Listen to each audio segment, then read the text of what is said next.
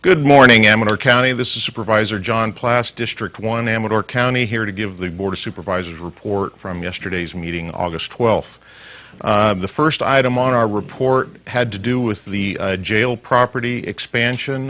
This is something that has been going on for some time now.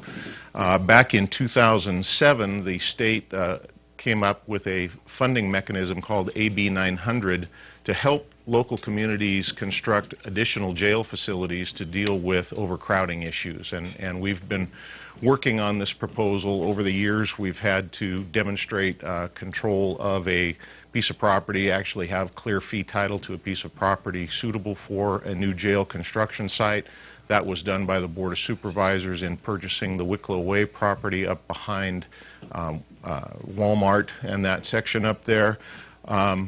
But in spite of being prepared for it from a location and planning standpoint, we have run up against the issue of just plain lack of funding. The award was initially a $22.7 million grant award to Amador County, which at the time the award was given required that a study and a proposal be done as to what our jail space needs would be into the future. And the study was done to arrive at a conclusion of a 165-bed jail facility that was expected to be constructed to address our future needs for jail population. Currently, we have a overcrowded jail situation. We are farming inmates out to other counties, and that legislation that allows us to do that by the state has been extended for another 3 years, so we have that option. But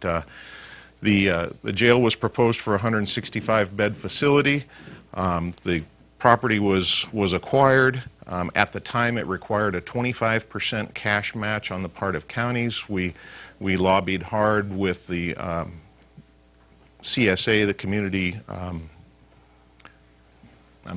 The name is escaping me now. It's because it's changed to the BSCC, which is the Board of State and Community Corrections.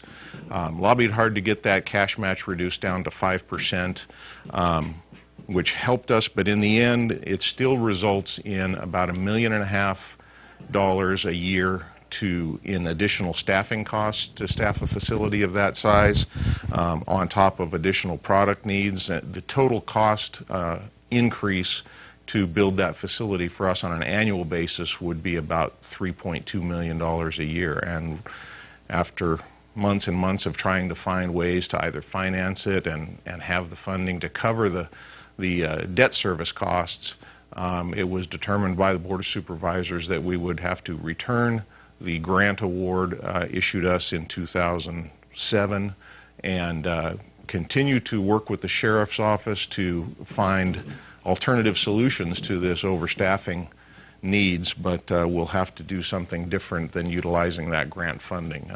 We don't want to find ourselves in the condition that many other counties that have jumped on board this program have found themselves. They get the facility built and then find that they don't have the annual revenue to staff the facility. And we just had an incident here recently where a crime occurred, a shooting occurred in Calaveras County, but Amador deputies responded to that shooting incident because it came to Sutter Amador Hospital, an emergency, and Calaveras deputies were unable to respond due to understaffing situations. So we don't want to find ourselves in that scenario. We'll continue to work with the Sheriff's Office to find alternative solutions to this and implore that the Governor continue to allow counties like ours to be able to outsource our jail prisoners to other counties that have excess bed space in their jail facilities. The next item on our agenda was the Secure Rural Schools Act. This is what's commonly known as the SRS, or Secure Rural Schools Act funding. It replaced the mechanism that used to pay counties 25% of the value of timber harvested off of public lands within their counties to be used strictly on roads and schools. It was the 25% tax rule. That was replaced because largely timber production has virtually eliminated, except for in instances of the salvage fires and so forth, like we're experiencing over in Tuolumne County on the Rim Fire right now. So it's been replaced by the Secure Rural Schools Act, which is federal funding paid to counties, again, meant to go to roads and schools. It's split into 3 titles, Title 1, 2, and 3. And the Title III monies is a portion of the total funding that comes in, and that can be used to help fund projects conducted by the Fire Safe Council. We have the Amador Fire Safe Council here in Amador, or it can go to the search and rescue efforts of the Sheriff's Office when search and rescue are conducted on public lands, whether it be BLM or Forest Service lands. Of course, we have a lot of Forest Service lands used heavily by recreationists and frequently have missing persons and other issues, so that funding can be used for those things. We requested that the Fire Safe Council bring back to us by yesterday's meeting a proposal for a project that would fit within the confines of the allowed uses for this funding. They've had about since May or June to put a project together.